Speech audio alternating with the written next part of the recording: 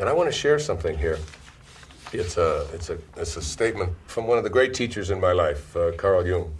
And I was trained in sort of Jungian therapy and Jungian analysis and so on, and he wrote something called Stages of Life. It says, thoroughly unprepared, we take the step into the afternoon of life. Worse still, we take this step with the false presupposition that our truths and ideas will serve us as hitherto. But we cannot live the afternoon of our life according to the program of life's morning. For what was great in the morning will be little at evening, and what in the morning was true will at evening have become a lie.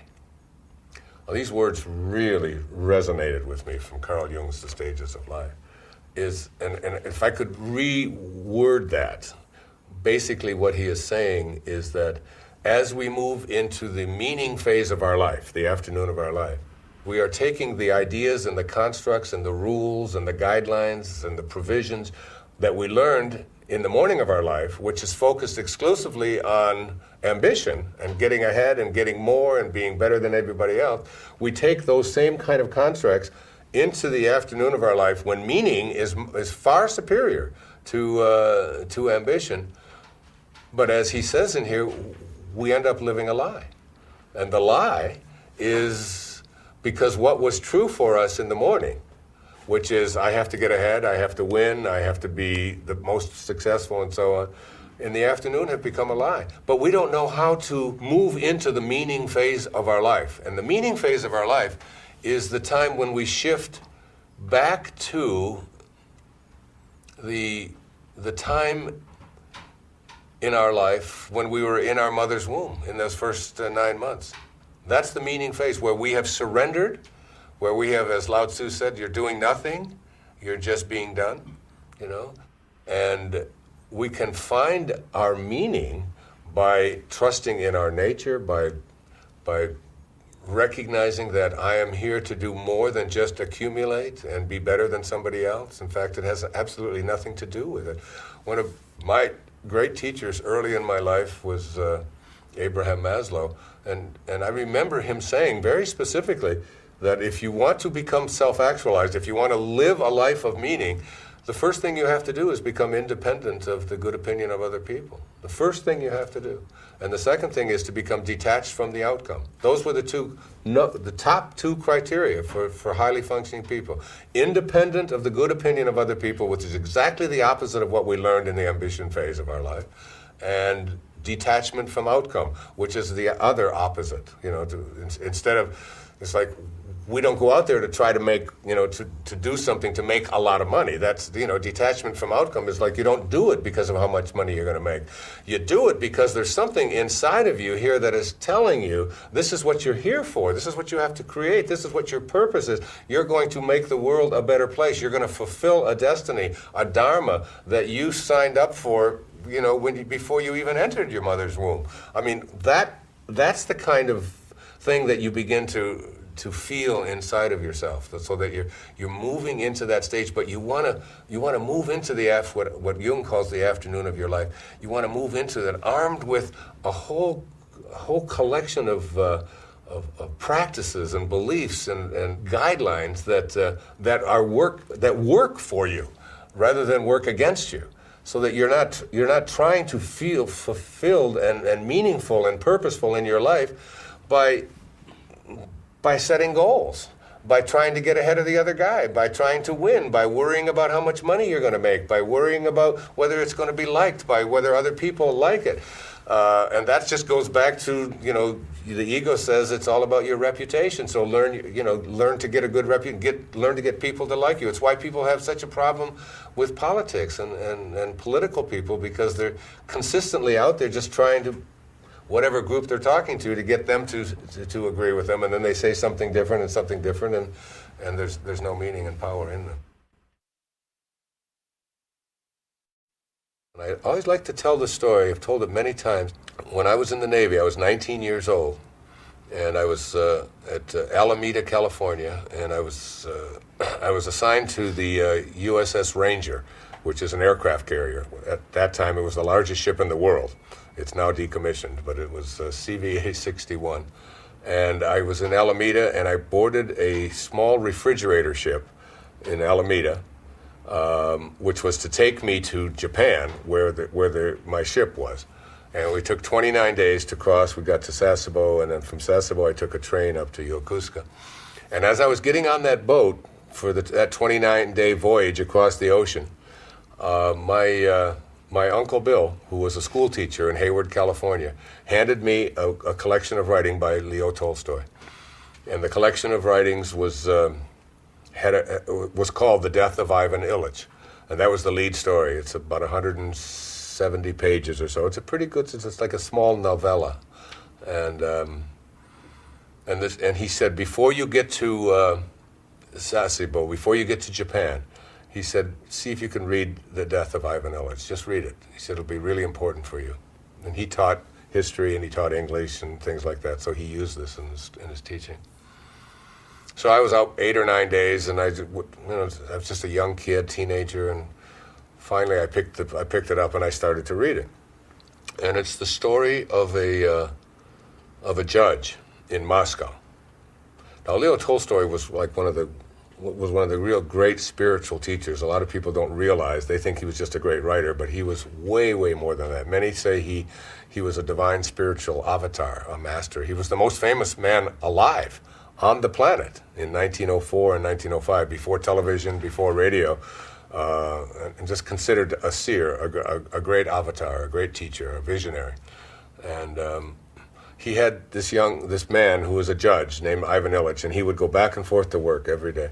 And he was doing everything that he was programmed to do the morning of his life. You know, he was programmed on ambition, on achieving things, on accumulating things. And he hated everything about what he was doing throughout the story. He not only hated what he was doing, but he hated his wife, because she's the one that got him into this in the first place. And he felt she was responsible for him not fulfilling a different destiny altogether. And you know that the ending of the story by the title of the story, The Death of Ivan Ilyich. You know this guy, he's going to die in the end.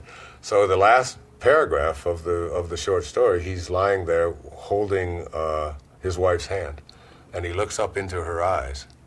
And the last message of that story is, he says to her, what if my whole life has been wrong?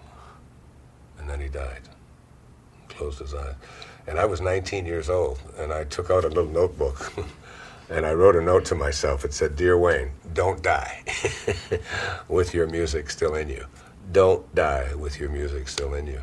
And I carried that with me, and in fact, it became a part of another book that I wrote many years later called 10 Secrets for Success and Inner Peace, that I wrote for my children, my teenage children, so they would have an idea of the most important ideas. And this idea of not dying with your music still in you, and realizing that you can be, he was successful by every standard. He was a judge, he was well respected, yes, yes sir, no sir, yeah, your honor, all of that kind of thing. And yet, his question as he died was, what if my whole life has been wrong? And that question gives me chills even today, even as I say that, because I would never look into anybody's eyes, and my last words would never be that, because my life hasn't been wrong, because I managed to make the shift.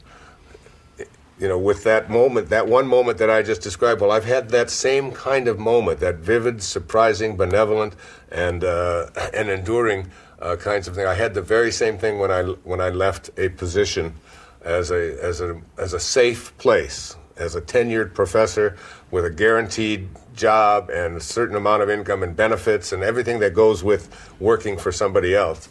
And I had a similar experience, and I just was able to just walk away from it and take the risk to do so.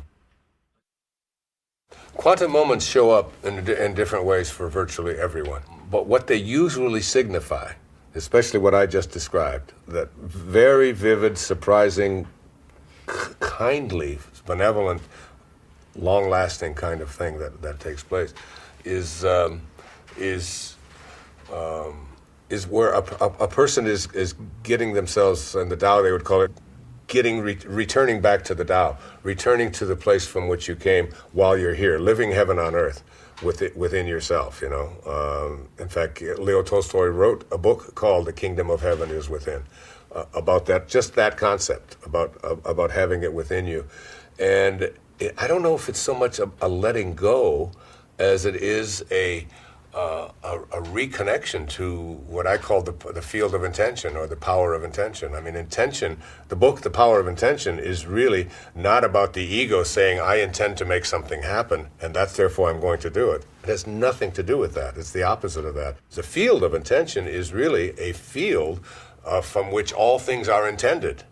And all you have to do is reconnect yourself to that field, that creative field that intends everything into the world of the 10,000 things, into the world of the material world, and get yourself in harmony with that. And that's what I think happens in the meaning phase of our life, is that we reconnect to our source of being. It's a you know, Castaneda spoke about the that there's a link between you and this field of intention, but for almost everybody, it's a rusty link. It's just you know, it's not clean. It's just every once in a while we realize, oh my God, there is something bigger. There is something happening here. Oh wow, look at that. Oh, I met that person, and that, you know, and the right thing showed up, and I have a synchronistic.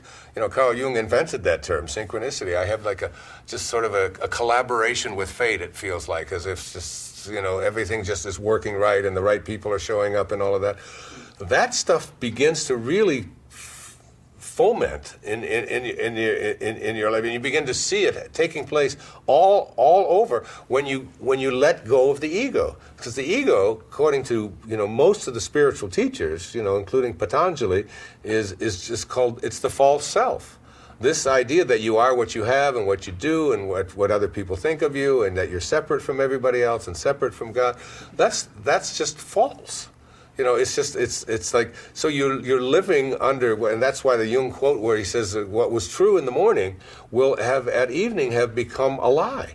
And you're literally living a lie, trying to fulfill a destiny that has been imposed upon you by all of these, you know, by society and by the right people and so on. But in here, there's music that you came here to play, and you know you came here to play that music. Intention, the field of intention, is asking you to play that music, and to take the risks, and to do whatever it is that is required of you. And I'll be there to guide you and make it easy for you. It's not going to be a struggle. It's not going to be that difficult. You've just convinced yourself that this is going to, that's what my next book is about looking at the thought systems that we have that keep us from changing long habituated thinking patterns. You know, why is a person overweight almost all of their life? It isn't because they were destined to be fat. They're thinking, you know, in a different way. And you know, the same with addictions. Or why do you keep attracting the same kind of people into your life? The wrong people for you, or whatever it might be. This is just all long habituated thought systems that if we challenge them and begin to see that they're not even true. They're all lies. So it's like we live in a world in which all things are possible, in which there's no accidents, there can be no accidents, there's an organizing intelligence that supports everything in this universe, and we live as if who we are is this little microscopic separate thing who's always got to do things a certain way and fit in a certain way, and none of that is true.